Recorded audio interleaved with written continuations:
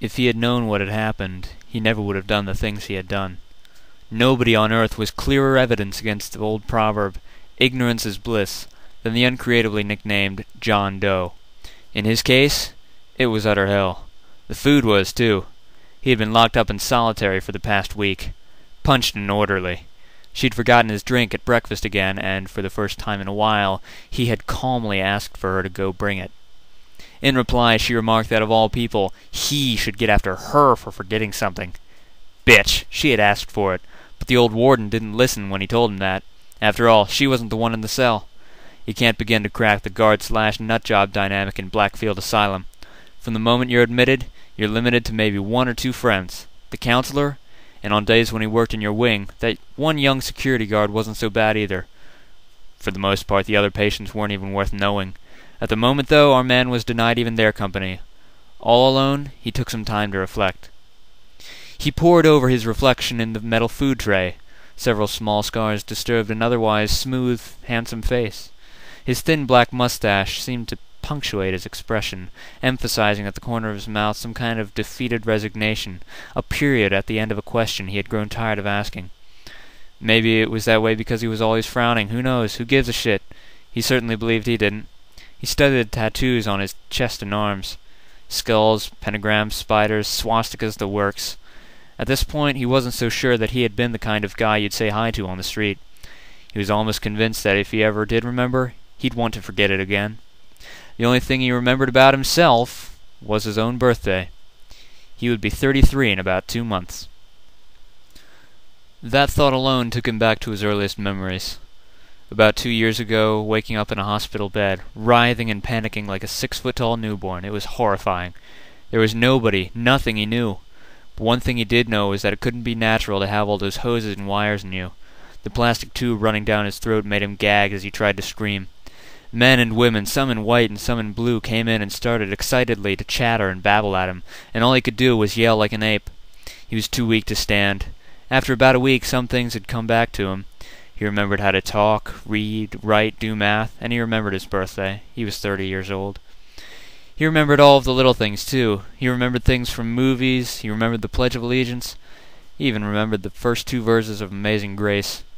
But there were some things that he couldn't remember. The one that made him the most upset was that he couldn't remember his own name. So the doctors and nurses just called him John Doe, and he would scream at them that it wasn't his name. Once his strength had returned, he was kept at the police station, where they tried to match his fingerprints. That was when they discovered that he didn't have any. There was nothing on his fingertips but smooth, white scar tissue. When the police chief took him into his office and told him that they couldn't identify him, he completely freaked. He attacked the chief, seized his gun, and demanded that the chief tell him his name. When he told him that he didn't know, John broke both of his arms, and then leaped out the window and into the parking lot, where he was tasered unconscious by the SWAT team that had surrounded the building. From that point on, he had been kept in Blackfield Asylum with nothing to look forward to but the next questioning, the next test, the next meal, and the next sedation. After a while, they'd take him off the sedatives, and inevitably someone would piss him off, and he'd do something stupid like punch an orderly, and they'd stick him in solitary for a little bit and put him back on sedatives. When he wasn't in solitary, he'd get to eat lunch in the cafeteria, play ball in the gym, and occasionally go outside and get some fresh air. But everything was kept under a tight schedule, and under close observation. Most of the other nut jobs were just morons, peeing their pants or asking why Mommy won't wake up, or begging you to tell them that you see the butterflies too. Some of them were really sketchy characters, though. There was a woman who was always bitching to him about how she was prettier than everybody, and yet she had never been married or even had sex. And once she added that last bit, she would look him over really quick and grin. She gave him the absolute creeps. Every now and then there was the ugly redneck, Billy Ray, who was cursed not only with his shriveled face, but with the hickest name of all time. He was normally in solitary. He made a cranky fighter like John look like a pacifist. John couldn't really blame him. There was also a preacher, who was okay for the most part, but every now and then he would start to talk about demons and hell. After a few minutes of this, the guards would come up and take him away. And then there were 2 more, and they frightened the hell out of him. One of them he had seen on his first trip to solitary confinement. John was being escorted by the young guard that time. The echoes of his boots slowly worked their way down the dank, dimly lit, rusty corridor and back. The doors on either side had small little sliding slots at eye level, and some of them were open. Looking out of the corners of his eyes, you might see people in the occupied cells. There was the preacher, kneeling in front of his window, the picture of piety, with faint, misty light shining in upon his bowed head and shoulders. So that's where they took him to, John thought as he walked past. There was the redneck in another, and there was some goth kid in another, cutting into her arm with her fingernails. And then there was a skeleton. He passed it, and then, shocked, wheeled around to look again, nearly knocking over the young guard. "Hey, easy, dude," the young man said mildly.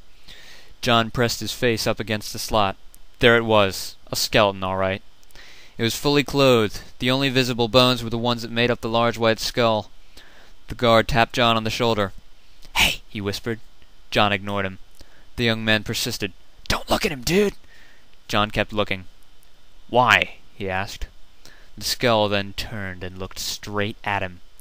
There were eyes in its sockets. John gasped and shuddered. The whole skull was split in two, with leather stitches holding it together along the split. The jawbone was cut in half, right down the middle, the halves sticking out sideways. It was hellish. The skull turned and started to say something in a dry, low voice when the guard snapped the slot shut. John was sweating and out of breath. After a moment he snapped out of it. "What the hell was that?" he panted. The guard began to lead him down the corridor again. Mutedly, he began to explain. "He's not dead. That was Grimm. He's never taken that cadaver off for anything. It's not safe to even try removing it. Rumor has it he killed some 4 of his rescuers in Nam when they tried to take it off. He's never been outside of solitary." "Nam?" John asked. The guard cocked an eyebrow for a moment, and then, realizing, continued. "Oh, right, the amnesia. Overseas conflict in the 70s. Shit, I wasn't even born yet. That's a real skull he's wearing. We've never seen his face. He's been here for about 30 years, longer than anyone else, even the warden." "Old bastard," John interjected. The guard grinned at that. "Tell me about it. That old bear's docking my pay." They reached the vacant cell. Reluctantly, John stepped in. He turned around to face the young man. He shook his head. "I guess I could have it worse." The guard nodded, then closed and locked the door. A second later his boots began to echo down the hall. The thought of being locked away all those years with a skull on your head deeply troubled him. The same thing might happen to him.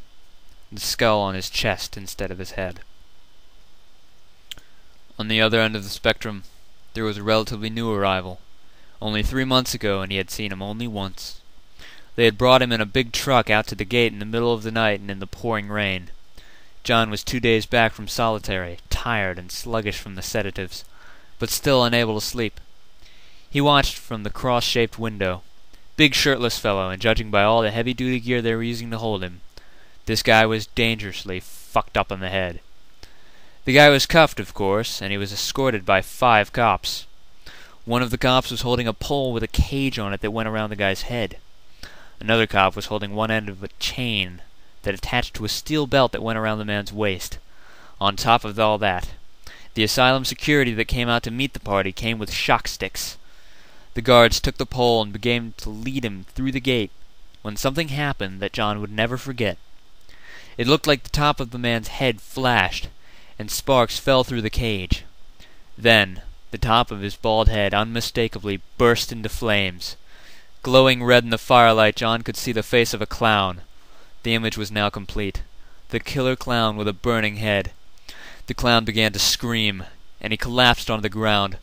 Wriggling and writhing with his bound head, hands, and waist, he looked like some kind of psychotic maggot or worm. The guard with the pole yanked at it real hard, and the clown was violently jerked by his head about a foot across the ground. He was still screaming. The rain was now turning into steam above his head. The other guard began to jab at him with the shock stick. The scream turned into a shrill shriek, and he kicked fiercely at the air.